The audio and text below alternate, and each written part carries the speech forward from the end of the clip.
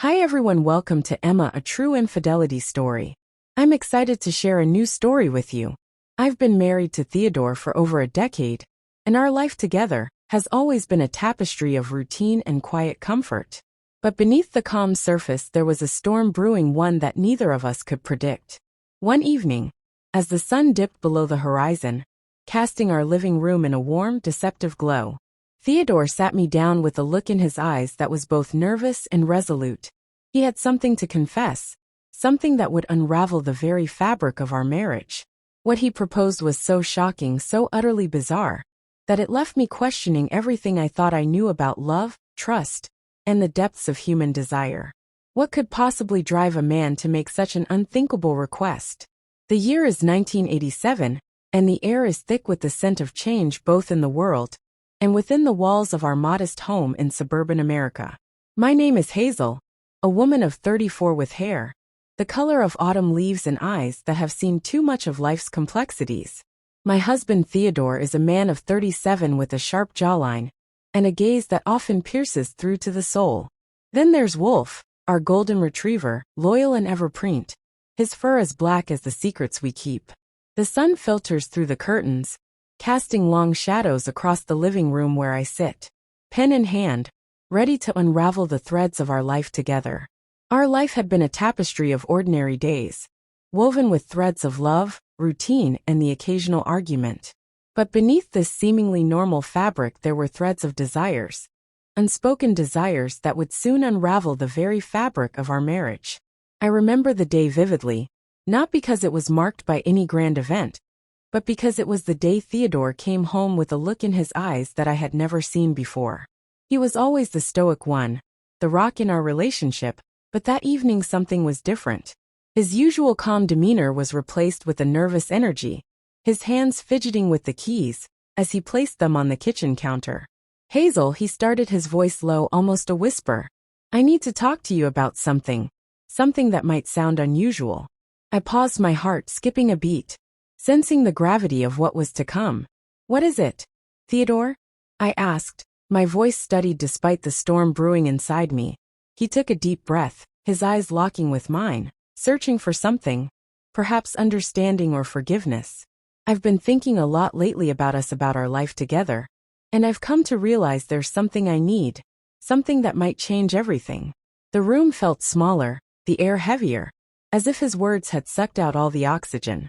I waited, my mind racing through possibilities, none of which prepared me for what he was about to say. "I want you two to be with someone else," he finally said, his voice barely above a whisper, the words hanging between us like a forbidden fruit. The shock hit me like a physical blow. I stood there, my mouth agape, trying to process his request. It wasn't just the suggestion itself, but the implications, the layers of betrayal, desire, and perhaps even love that it carried. Why was all I could muster, my voice, a mix of confusion and hurt. Theodore looked away, his gaze falling on Wolf, who lay at his feet.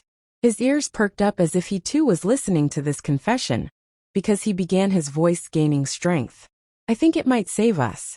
I think it might bring back the passion, the excitement we've lost."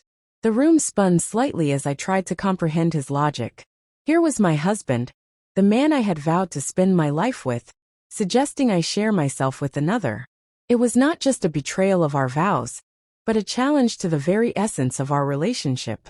As I sit here, pen in hand, I'm about to recount a tale that will shock you, a tale of love, betrayal, and a request so bizarre it would make you question the very nature of human relationships. What could possibly drive a man to make such an unthinkable request? The answer lies in the complexities of human desire, the silent battles within, and the lengths one might go to reignite the flame of a dying marriage. This is not just a story of infidelity or a simple affair. It's about the unspoken, the desires that lurk in the shadows of our hearts, waiting for the right moment to emerge. It's about the choices we make when faced with the unexpected, the paths we take when the familiar becomes too mundane, and the secrets that bind us even as they threaten to tear us apart. The day started like any other. Theodore was reading the newspaper, his coffee steaming beside him, while I was in the kitchen preparing breakfast. Wolf was at my feet, his tail thumping against the floor in anticipation of a treat. The morning sun filtered through the curtains, casting a warm glow over our home. But there was an undercurrent of tension, a silent storm brewing beneath the calm. Theodore had been distant lately, his mind elsewhere, his eyes often lost in thought. I chalked it up to work stress, but as the days passed, his demeanor grew more peculiar. One evening after dinner, as we sat in the living room, he turned to me with a look that was both nervous and resolute. "Hazel," he began, his voice low, "I've been thinking about our relationship." I set my book down, my heart skipping a beat. Was this the moment he would confess an affair, or perhaps announce a desire for a divorce? "What about our relationship, Theodore?" I asked, my voice betraying the calm I was trying to maintain. He shifted in his seat, his gaze dropping to the carpet before returning to meet mine. "I've been feeling disconnected, like there's something missing between us, something we've lost along the way." I nodded, understanding the sentiment all too well. The spark, the thrill that once defined our early days together had indeed dimmed. I felt it too. I admitted, the words heavy with the weight of our shared realization. Theodore took a deep breath, his hands clasping together as if to steady himself. "I've been reading, exploring ideas on how to bring back that fire, and I've come to a conclusion that might sound unconventional." My heart raced, a mix of fear and curiosity swirling within me. "What kind of ideas, Theodore?" He hesitated, his eyes searching mine for any sign of rejection. I think if you were to explore intimacy with someone else, it might reignite something in us. It might bring back the excitement, the passion we've lost." The room seemed to tilt, the world narrowing down to the space between us. His words echoed in my mind, each one a shockwave. "You want me to be with another man?" I whispered the words, tasting like betrayal. "Yes," he said, his voice firm now, as if he had crossed a threshold within himself. "I believe it could be a way to rediscover each other, to see each other in a new light." The implications of his request were staggering. It wasn't just about physical intimacy. It was about trust, about the very foundation of our marriage. "And you think this would help us?" My voice was a mix of disbelief and a desperate need for understanding. Theodore nodded, his expression earnest. "I've seen it work for others. It's not about replacing what we have, but enhancing it, exploring new facets of our love." I stood up, pacing the room, my mind a whirlwind of emotions. The idea was radical, almost taboo. Yet there was a part of me buried deep that was intrigued by the possibility of breaking free from the monotony. But was it worth the risk? Could our marriage survive such an experiment? Wolf, sensing the tension, got up and nuzzled against my leg. His presence, a small comfort in the storm of my thoughts. "Theodore, this isn't just about bringing back excitement. It's about our vows, our commitment. How can we ensure this doesn't destroy what we have?" He stood too, coming over to me, his hands gently taking mine. "We set boundaries. We communicate every step. If at any point either of us feels uncomfortable, we stop. It's about trust, Hazel. Trust that we can explore and still come back to each other stronger." The proposal was like a Pandora's box full of potential chaos, but also perhaps a new beginning. I looked into Theodore's eyes, seeing not just the man I married, but a man willing to take a leap into the unknown for the sake of our love. "And if I agree," I started, my voice barely above a whisper, "who would this other person be?" Theodore's gaze didn't waver. "That my love would be your choice. Someone you feel comfortable with, someone who respects our boundaries." The room was silent except for the ticking of the clock, each second stretching into eternity. As I weighed the gravity of his words, here was a chance to redefine our relationship, to challenge the norms. But at what cost? The decision was mine. A crossroads where the path I chose would shape not just our future, but the very essence of who we were as a couple. As I sat back down, my mind racing, I knew that whatever I decided, our lives would never be the same. The sun outside had set, casting the room in shadows, mirroring the uncertainty within. What was Theodore about to reveal that would change everything? The room was silent except for the ticking of the clock, each second stretching into an eternity. Theodore took a deep breath, his eyes locked onto mine, searching for something I couldn't yet understand. "I've had this fantasy," he started, his voice barely above a whisper. "It's something I've never told anyone, not even you, but I need to share it with you now." My mind raced. Fantasies. What kind of fantasies could he possibly have that he felt the need to confess with such gravity? It's about watching you. He continued his words, slow and deliberate, watching you. With Wolf, the room spun. I felt a cold wave of shock wash over me. With Wolf? I echoed, my voice trembling. Yes, he confirmed, his eyes now filled with a mix of fear and desire. I want to see you with him. The air was thick with the weight of his confession. My initial reaction was disbelief, then horror, and finally a strange curiosity. Was this a test, a twisted game? Or was this truly what he desired? I stood up, my legs shaky, and walked over to the window, needing space to process. The world outside was dark, the streetlights casting long shadows that seemed to mimic the turmoil within me. Theodore, this is beyond anything I could have imagined. I said, my voice a mix of confusion and a hint of intrigue. Why would you want something like that? He followed me, his presence close but not touching, as if afraid to break the fragile balance of our conversation. I've been reading, exploring different lifestyles, different ways to reignite passion. And I've found that for some couples this kind of experience can be liberating. Liberating, the word echoed in my mind, juxtaposed against the images his words conjured. But with Wolf, our cute dog, how could that possibly bring us closer? It's not about Wolf. Specifically, Theodore clarified, his voice softening. It's about the act, the taboo, the breaking of boundaries. It's about us experiencing something so out of the ordinary that it might shock us back into feeling alive, into feeling connected. I turned to face him, searching his face for any sign of jest or madness. But all I saw was earnestness, a desperate plea for understanding. And you think this would save our marriage by pushing us into such an extreme? He nodded, his gaze unwavering. I believe it could. It's not just about the physical act, Hazel. It's about trust, about exploring the depths of our desires together. It's about us, not just the act itself. The room felt like it was closing in, the walls echoing with the weight of his proposal. My mind was a whirlwind of emotions, from repulsion to a dark curiosity. Could this really be the key to reigniting our passion? Or was it a path to destruction? And if I agree, I started, my voice barely above a whisper. How would we even begin to approach this? Theodore's eyes lit up slightly, a glimmer of hope. We would set boundaries, talk through every detail. It would be controlled, consensual. And if at any moment you felt uncomfortable, we would stop. It's about us together exploring this new territory. The idea was so foreign, so against everything I had ever known about love and intimacy. Yet there was something in Theodore's eyes, a vulnerability I hadn't seen in years, that made me pause. I walked back to the couch, sitting down as my thoughts swirled. Wolf, sensing the tension, came over, resting his head on my lap, his eyes looking up at me with an innocence that contrasted starkly with the conversation at hand. Theodore, I said, my voice steadier now, this isn't just about exploring new desires. It's about our trust, our bond. If we do this, it has to be with the understanding that it's an exploration of us, not just an act of voyeurism. He sat beside me, taking my hand. I understand, Hazel, and I would never push you into something you're not comfortable with. This is about us together stepping into the unknown. The room was silent again. The only sound, the soft breathing of Wolf, and the relentless ticking of the clock here, was a chance to redefine our relationship, to challenge the norms. But at what cost? The decision was mine.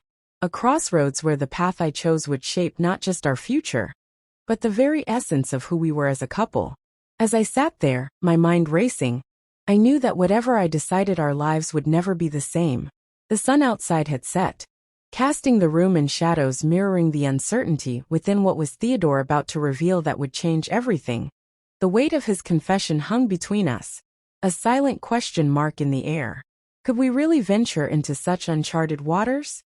And if we did, would we find ourselves or lose each other in the depths? Days turned into weeks, and Theodore's request lingered in the air like a heavy fog. I found myself torn between repulsion and an inexplicable urge to understand him, to delve into the depths of his psyche. Our conversations became stilted, filled with unspoken questions, and the palpable tension of the unfulfilled desire he had confessed. One evening, after a particularly quiet dinner, Theodore approached me with a gentleness that was almost heartbreaking. Hazel, I know it's a lot to ask, but I need this. I need to see if this can bring us closer, or if it's something that will tear us apart. I looked at Wolf, who was lying by the fireplace, his tail wagging lazily. The thought was grotesque, yet there was a part of me that wanted to explore this dark corner of Theodore's mind, to see if it could indeed mend or break us all right. I whispered, my voice barely audible. I'll do it. The decision was made, and the atmosphere in our home shifted. There was an anticipation, a dread, and a strange excitement. What would happen when I finally agreed to Theodore's bizarre fantasy? The next few days were a blur of preparation, of setting boundaries and discussing what this would mean for us.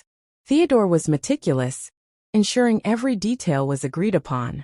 Every scenario considered. He wanted this to be an act of love, not just a spectacle. We chose a night when the moon was full, casting an eerie glow through our bedroom window.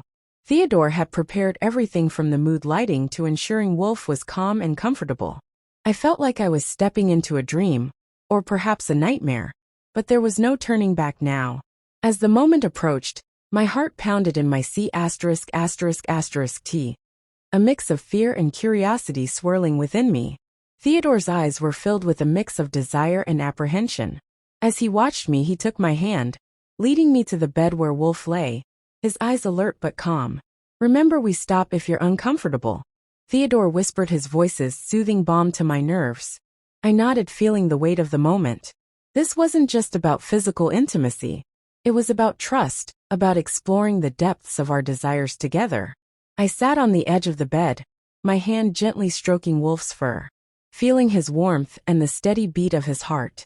Theodore sat beside me, his presence a comfort. He began to speak, his voice low and calming, guiding me through what would happen next. It's about us, Hazel, about breaking boundaries together, about experiencing something so out of the ordinary that it might shock us back into feeling alive. The room was silent except for our breathing and the occasional soft thump of Wolf's tail. I felt Theodore's hand on my back, a gentle encouragement. Slowly I began to understand what he meant by liberation. It wasn't about the act itself, but the breaking of norms, the exploration of the taboo, the trust we were placing in each other. As I moved closer to Wolf, Theodore's breath caught his eyes locked onto mine. There was a moment, a pause, where time seemed to stop, where the world outside ceased to exist. I could feel Theodore's gaze heavy with expectation, and a strange kind of love. The act itself was surreal, a dance between the known and the unknown. Theodore watched, his expression, a mix of fascination and intense emotion. It was as if he was seeing me, seeing us in a new light through the lens of this forbidden fantasy. Afterward, the room was filled with a heavy silence, broken only by the soft sounds of our breathing.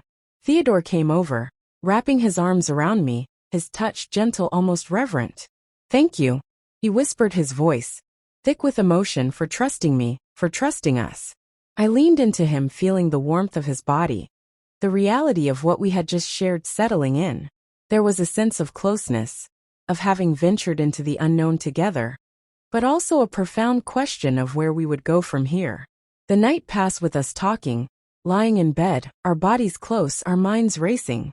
We discussed everything from the emotional impact to the moral implications. It was clear that this experience had changed us, but in what way we were yet to fully understand. As dawn broke, casting light into the room, I looked at Theodore, his face serene yet thoughtful. Do you think this will save us? I asked, my voice soft, searching for reassurance. I believe it's a step, he replied, his hand finding mine. A step towards understanding each other in ways we never thought possible. But it's just a step. Hazel, we have to keep walking together. The days that followed were filled with a new kind of intimacy, a deeper connection born from our shared secret. Yet there was also an undercurrent of uncertainty, a question of whether we had crossed a line from which there was no return.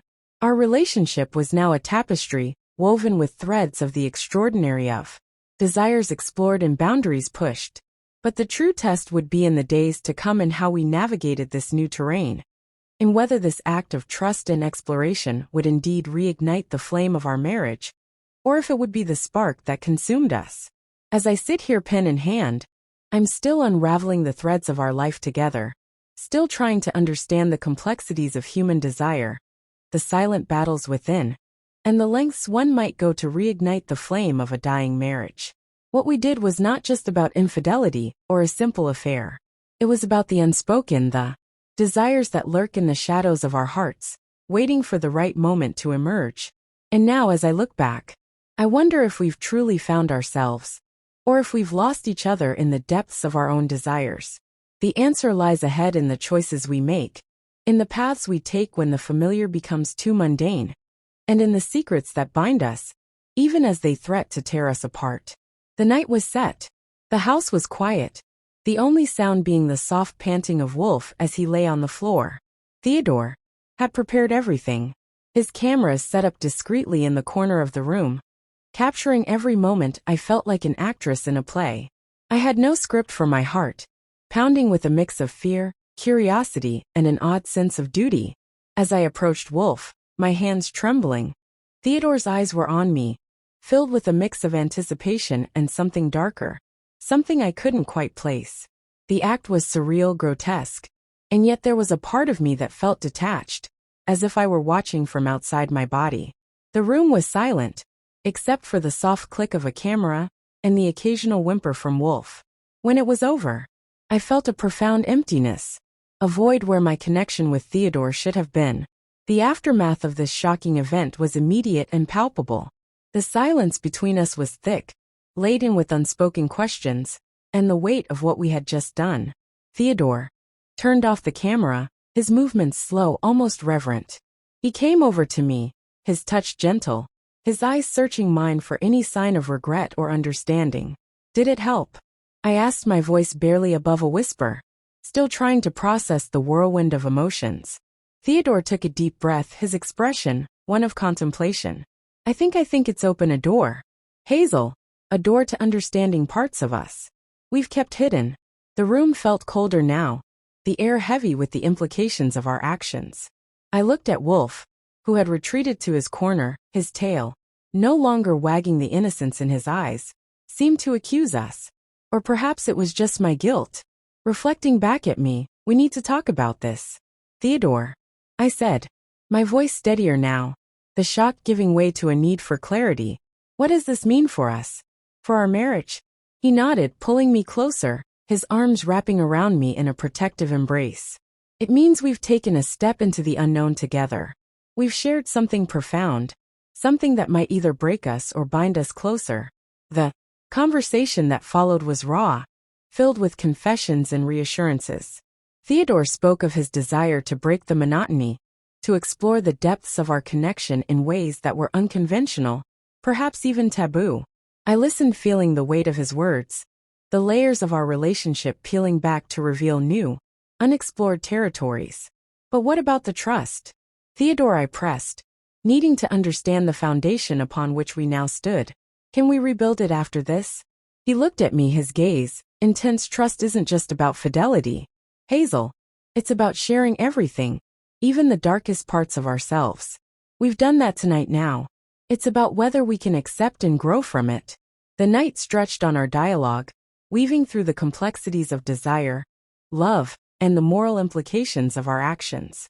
We talked about boundaries, about the need for open communication, and about the potential for this experience to either heal or harm our bond. As dawn approached, casting a soft light into our room, I felt a shift within me. The act had indeed been a catalyst, but not in the way Theodore might have initially hoped. It wasn't about reigniting passion through shock. It was about confronting our deepest fears and desires head on. I need time, Theodore, I finally said, my voice firm, yet gentle. Time to understand what this means for me, for us. He agreed, his hand squeezing mine, a silent promise that we would navigate this new path together. We'll take it one step at a time, Hazel, together. The days that followed were a mix of introspection and tentative steps towards understanding. Our interactions were cautious, filled with an unspoken agreement to tread carefully around the new dynamics of our relationship.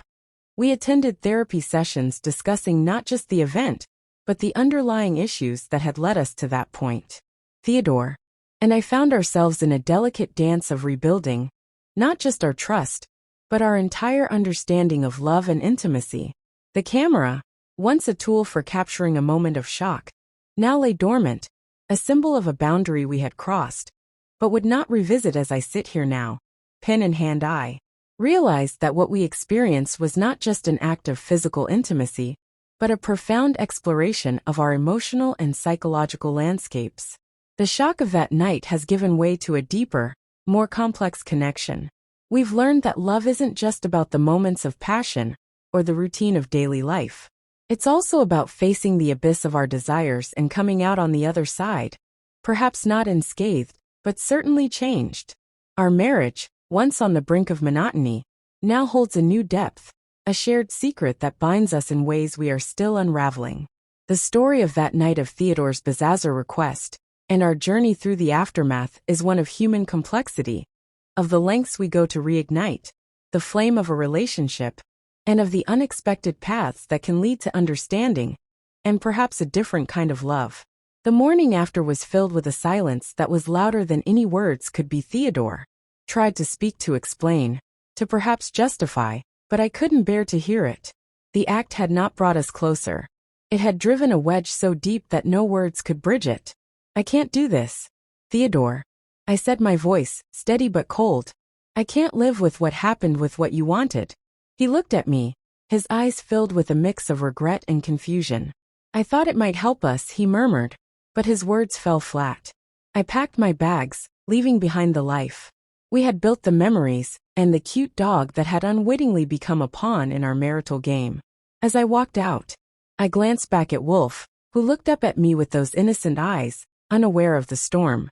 He had been at the center of the door, closed behind me, marking the end of our marriage, the end of a chapter that I would never forget, but one I could never forgive. What would Hazel's life be like after leaving Theodore, and the haunting memory of that night? The first few days were a blur of emotions, a whirlwind of freedom and guilt, relief and sorrow.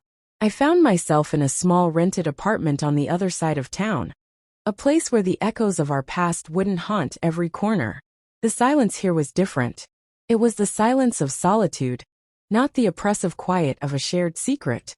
I spent my days unpacking both my belongings and my thoughts. Each item I placed in its new home was a step towards reclaiming my identity, my autonomy. But with every photograph I hung, every book I shelved, the memory of that night loomed a dark cloud over my new beginning. I started therapy, not just to deal with the aftermath of our marriage, but to understand myself, to dissect the layers of my own desires and fears. Dr. Helen, my therapist, was patient, her office, a sanctuary where I could lay bare my soul without judgment. Hazel, what you experienced was traumatic, she said during one session, her voice gentle. It's not just about the act itself, but the betrayal of trust, the violation of your personal boundaries. I nodded, feeling the weight of her words. I feel like I've lost a part of myself. I confess, my voice breaking. It's not lost, Hazel. It's buried under the rubble of your past relationship. We'll work on uncovering it, on rebuilding your sense of self. Therapy became my lifeline, a place where I could confront the darkness without fear. I talked about Theodore, about the complexity of our love, about the lengths we went to save, something that perhaps was beyond saving. I spoke of Wolf, of the innocence he represented, and how that innocence was shattered in the quiet moments alone. I would sit by the window watching the world go by, wondering if Theodore felt the same emptiness, the same sense of loss. Did he regret his decision? Did he understand the gravity of what he had asked of me? Weeks turned into months, and slowly the sharp edges of my pain began to dull. I started to engage with the world again, not as the woman who was once married to Theodore, but as Hazel, a woman rediscovering her passions, her interests, her voice.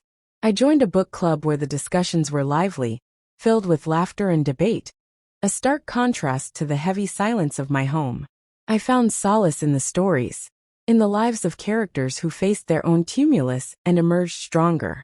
One evening, after a particularly engaging discussion on a novel about love and loss, I found myself walking home with a new friend, Ava. She was vibrant, full of life, and her laughter was infectious. You seem lighter tonight, Ava commented, her eyes searching mine. I smiled, a genuine smile that reached my eyes. It's like I'm finding pieces of myself I thought were gone forever. "That's beautiful, Hazel, and brave," she said, her hand squeezing mine in a gesture of solidarity. It was in these small interactions, these moments of connection, that I began to heal. I started to paint again, something I hadn't done since before I met Theodore. The colors on my canvas were vibrant, a stark contrast to the muted tones of my recent past. Each stroke was a declaration of my independence, of my journey back to myself. But the nights were still hard. The darkness brought back the memories, the feeling of Theodore's eyes on me, the cold detachment I felt during that act. I would wake up in a cold sweat, the silence of my apartment, amplifying the echoes of my past. One night, unable to sleep, I decided to take a walk. The streets were quiet, the moon casting a silver glow over everything. I walked until I reached a small park where I sat on a bench, the cool night air soothing my troubled mind. As I sat there, I realized something profound. The act with Wolf, as grotesque as it was, had not just been about Theodore's desires. It was a mirror reflecting back at me, the parts of myself I had ignored, the boundaries I had let slip. It was a catalyst for change, for growth, albeit through a path I would never have chosen. The realization didn't erase the pain or the betrayal, but it gave me a new lens through which to view my journey. I wasn't just a victim of Theodore's fantasy. I was a survivor, learning to navigate the complexities of human relationships, of love, of trust. I returned home that night with the resolve. I would not let that night define me. I would define myself. I would continue to heal, to explore, to live, and maybe, just maybe, I would find love again. A love that respected boundaries, that cherished trust, that celebrated the ordinary moments as much as the extraordinary. As I lay in bed, the first light of dawn creeping through my window, I felt a peace I hadn't known in months. The future was uncertain, but for the first time in a long while it was mine to shape. And with that thought I closed my eyes, ready to face whatever came next, knowing that I was no longer just Hazel, the wife, but Hazel, the woman, whole and healing. If you feel that this story is meaningful and brings useful lessons, please like and subscribe to the channel to support me. Thanks.